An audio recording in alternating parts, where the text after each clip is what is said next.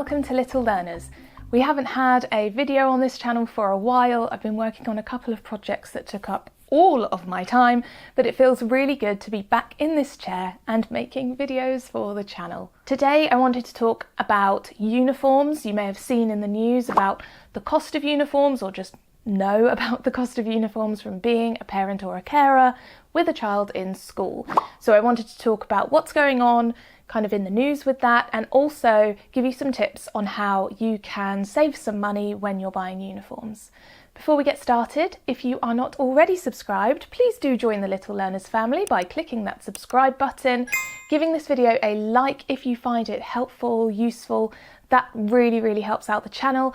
And don't forget, you can become a member on the channel as well by clicking that join button down there. If you click the button, it will tell you more information about what being a member is all about. Okay, so recently the government has proposed that there should be legislation in place that means that schools can only require children to have a maximum of 3 items of uniform that have the school logo on, or branded pieces of uniform. So this will be, for example, a jumper with the school logo on and 2 other things as well. In many schools, children are expected to have everything with the school's logo on. They might have a t-shirt, a jumper, a bag, a PE top, PE jumper, a water bottle, a blazer, a different summer and winter uniform. It goes on and on and on. And that can, of course, get really expensive. The DfE says that the average cost of uniform for a child in primary school is £343 and in secondary school is £442. Now that is the average, so of course there are some below that and some above that. And when you think that is for one child, just to kit them out at the beginning of the year, that is a lot of money. And a big part of this cost comes from items that are branded with the school logo on them. If this legislation does come into place and schools are only allowed to require a maximum of 3 branded items in the school uniform policies, then around 70% of secondary schools and around 35% of primary schools will need to change their uniform policies. Of course, children can still have more than 3 branded items, but schools would only be allowed to require a maximum of 3. Now, of course, uniform retailers, uniform specialists, uniform shops have said that this will drive prices up if less people are buying their branded items, but of course that would happen. But we also have to think about the fact that there are so many families who are struggling just to get their children in the appropriate uniform for school. I am a parent with a child in primary school. I have 1 child, so I looked through what it would have cost if we had bought all of his uniform from the uniform specialist that sells his school uniform. So I calculated this with 3 polo tops, 2 jumpers, 2 pairs of trousers, 1 pair of shorts, or that might be a skirt, a book bag, a PE top, PE shorts, PE tracksuit bottoms, PE jumper, PE bag, and plimsolls. The uniform shop that we use doesn't sell shoes, but I did then add the cost of shoes onto this calculation afterwards. So we got shoes from elsewhere. I am a firm believer that you should invest in a good pair of shoes for your child, especially when they are younger, because foot health and foot development is so important at that stage. So I put in my calculations about £30 for a pair of shoes, but for a good pair of shoes, you're looking from about £25 to £40. So looking at this calculation, it would have cost £163 to kit out my child at the beginning of the school year if we'd bought everything from the uniform shop. Now, the thing to remember with this is that children grow.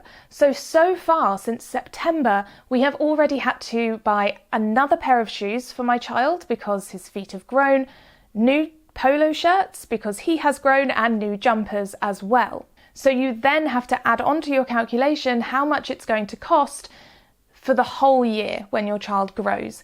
Now, when they are younger, of course, they are growing so much.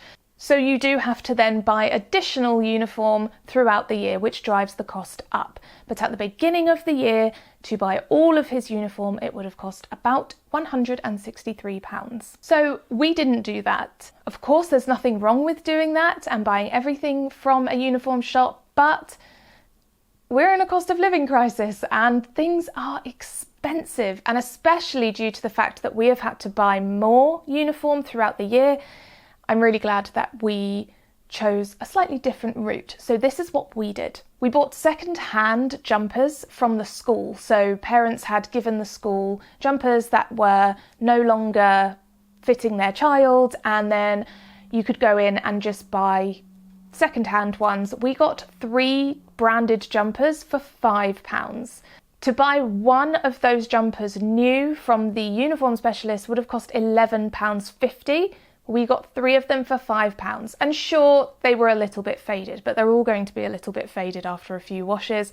And that just meant that we had the jumpers and we were spending a fraction of the cost. We then bought polo shirts from the supermarket. You'll need to check with your school if you can do this. They may have a requirement that your child has a branded polo shirt, so just check that. But they cost £8 for 4 of them. We then got pretty much everything else from supermarkets. So we got supermarket trousers, which were 2 for £7, supermarket shorts, 2 for £5, supermarket PE polos, 3 for £3, supermarket PE shorts, 2 for £3, supermarket tracksuit bottoms, 2 for £8, supermarket plimsolls, £3.50. We did buy the branded book bag and PE bag from the uniform specialist. Looking back, I'm not really sure why I got the PE bag. He didn't really need to have a branded one. But anyway, we got the book bag and the PE bag from the uniform specialist because they needed to be branded and there weren't any second-hand ones. And then on top of that, we bought his shoes, which were about £30 or £35. So all in all, it cost us about £87 to kit him out at the beginning of school, which is almost half of what it would have cost to get everything from the uniform specialist. And he has everything he needs. It's still money to have to spend, and you have to think about the fact that you will need to get more later on. But when we had to get new jumpers, we got second-hand again. We gave the jumpers back to the school that we had bought so that another family could use them at another time, and we got more second-hand jumpers from them for a similar price. We got new polos from the supermarket, and we then also got him new shoes. So these are my tips for making the cost of uniform as low as possible for you. Obviously, if you have more than one child, it gets extremely expensive. And some of these tips can definitely apply to secondary school as well. I know I've been talking about primary school. Secondary school often requires more branded items as well, which we saw at the beginning of this video. The average cost is more expensive than primary, but here are my tips for making it a little cheaper. So definitely look at second-hand items. Your child doesn't have to have brand new everything. You might want them to have brand new everything, and that is absolutely fine, but secondhand can be your friend. Ask the school if they have a secondhand uniform sale. Often a lot of schools will do. You can look on Facebook Marketplace or Facebook groups in your area, or maybe even your school's Facebook group. There might be parents saying, I've got this, if anyone needs these, I've got a few jumpers, or whatever it is that you need, you can get those for cheaper secondhand. You might also want to look at a local market. Sometimes markets will have a uniform stand of secondhand uniform as well. So definitely secondhand is a really good route to choose.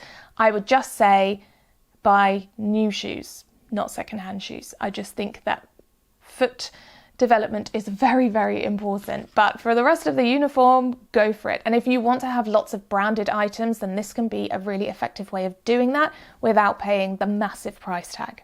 My second tip is supermarkets. So definitely take a look at supermarkets or even high street brands. So you have a supermarket like Sainsbury's or Tesco, and then you might have a high street brand like Next or Marks and Spencer. You can look at those as well if you want to, but supermarkets, When I was a child, supermarkets didn't really sell clothes, and now it's so easy to just go in and get all the uniform that you need.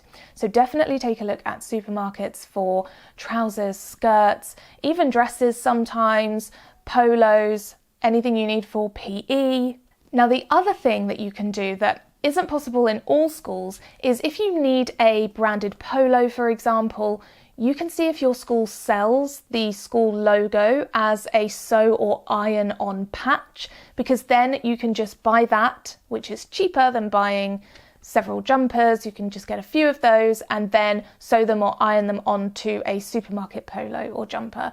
So definitely see if your child's school offers that as an option. Not all do, but it's worth an ask. Remember, especially in primary school, uniforms get ruined. They get holes in them, they get muddy, they get stains on them, they get whiteboard marker all over them somehow. So don't worry too much about having this amazing pristine uniform at the beginning of the year, because it's really not going to look like that, probably after the first week, if I'm honest.